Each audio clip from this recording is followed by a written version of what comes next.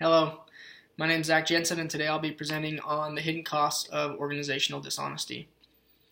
This article focuses a lot on how being dishonest, a company as a whole, that can lead to increased costs, especially in the long term.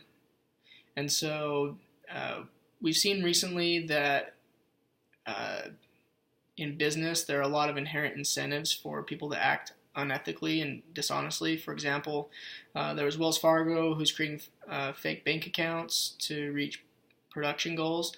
Also, there was Volkswagen who was cheating on their emissions tests. And then there was Cambridge Analytica who was harvesting personal data from Facebook profiles. And so uh, after researching those stories a little bit, I came to see that there was a lot of distrust that was created between the public and those companies, and I believe that it cost them a lot more than just what was on their income statement.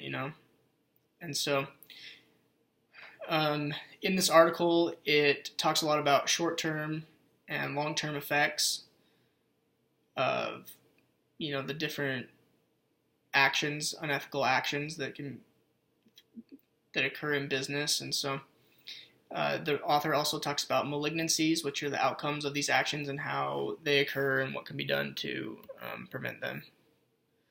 So the first malignancy that the author talks about is called repudiation degradation. And this talks a lot of, or the author in this case is referring to reputation. And so that's what the organization is known for, how it treats its customers and its clients and its shareholders and its stakeholders. And there was a study done that the author referenced that explains that there's a direct correlation between how the customer views the company's ethicality, how honest they are, and how much business they do with that company. And so the cost comes from having a bad reputation and having that opportunity cost, those missed sales that the company wouldn't have or didn't have as a result of their bad reputation. And then the culture, that starts from the top, and management needs to realize that their example is what is going to drive the reputation of the company. Let's see, the second malignancy that the author refers to is the mismatching of values between the organization and the employees. So an organization that has a culture of dishonesty will naturally experience conflict between employees who are true to their moral compass and those employees who are true to the moral compass. They're not going to feel comfortable at work. There's going to be higher levels of absenteeism. There's going to be lower job satisfaction and higher turnover, which those all three have pretty direct costs associated with them in terms of lower performance and higher training costs. Also, having a dishonest culture is a natural filter for dishonesty.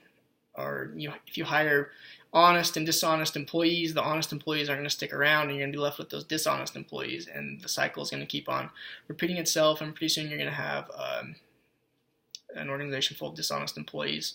Also, there's a long-term cost associated with this of having dishonest employees. They're going to see the example that management sets, that it's okay to be unethical at times, and it's going to be easier for them to steal from the company, especially when submitting reimbursements like for travel and other expenses. It's going to be easy to overstate those, and it's going to end up costing the company in the long run. So the third malignancy that the author references is increased surveillance, and employees don't like to feel surveyed. Also, management can overestimate the effect that the surveillance systems have, and which will lead them to purchase and install even more surveillance systems. So overall, it's a lose-lose there. A culture of organizational honesty is created from the top down. Top management needs to set the example, and they need to realize that long-term profitability comes from organizational honesty. You're going to create a good customer base, you're going to treat them well, and they're going to want to do business with you. And that comes from a commitment to values and principles. And that's the only way that you can sustain long-term profitability, in my opinion. Thank you.